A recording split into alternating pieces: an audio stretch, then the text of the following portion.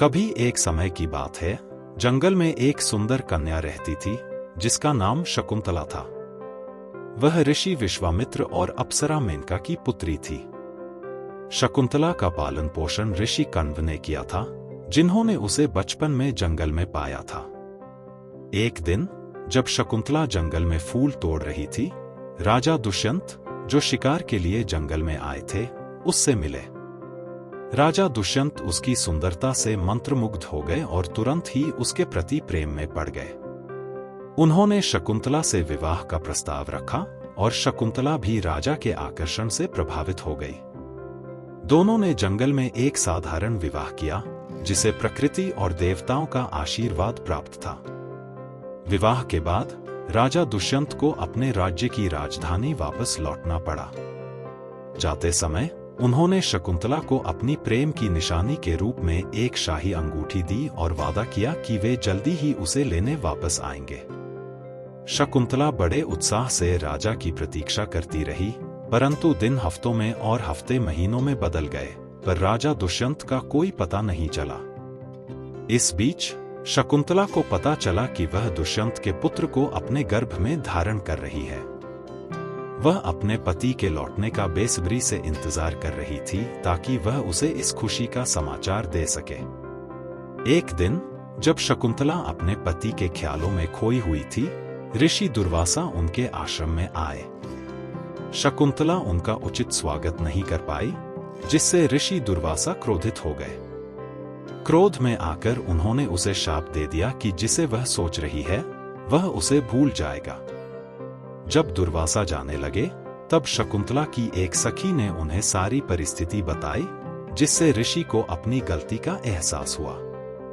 उन्होंने अपना शाप थोड़ा बदल दिया और कहा कि जिसे शकुंतला याद कर रही है, वह तभी उसे याद करेगा जब वह उसे कोई व्यक्तिगत निशानी दिखाएगी जो उस व्यक्ति ने उसे दी थी।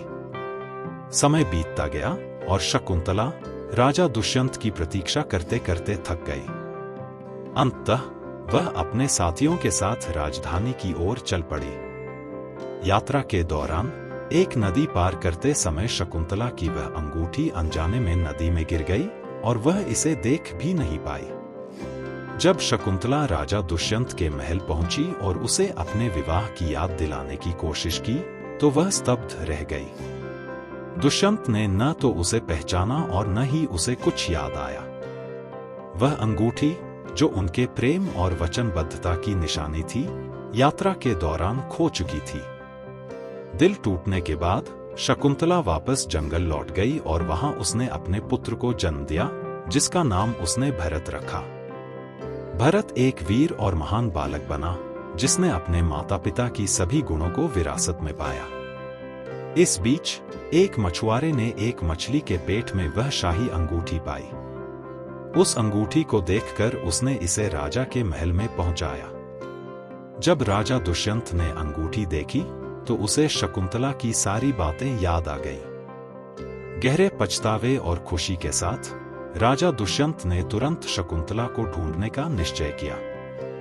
उन्होंने उससे माफी मांगी और अपने पुत्र भरत को स्वीकार किया। राजा ने शकुंतला और भरत दोनों को गले लगाया और उन्हें अपने राज्य में ले गए, जहां वे सभी एक साथ खुशी खुशी रहने लगे। इस तरह राजा दुष्यंत और शकुंतला के बीच का प्रेम न केवल समय और युगों को पार कर गया, बल्कि यह माफी, प्रायश्चित और सच्चे प्रेम की शक्ति का प्रतीक बन गया, जो अनंत काल तक अमर रहेगा।